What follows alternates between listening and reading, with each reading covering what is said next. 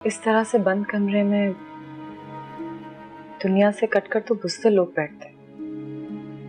मुझे देखो, मैं बंद कमरे में बैठी हूँ, लेकिन तुम्हारा और मेरा मामला अलग है। धोखा खाया है मैंने। मेरे लिए आगे जिंदगी में कुछ नहीं बचा, लेकिन तुम्हारे लिए कुछ नहीं बिगड़ा अब तक।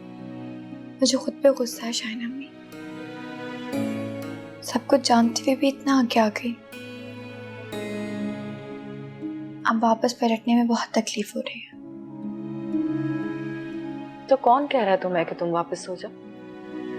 वापस ना जाऊं तो फिर क्या करूं? इतनी जल्दी शिकस्त तस्लीम नहीं करते। दुनिया से कटकर क्या हासिल होगा? हालात कैसे भी हो, डट कर सामना करना चाहिए।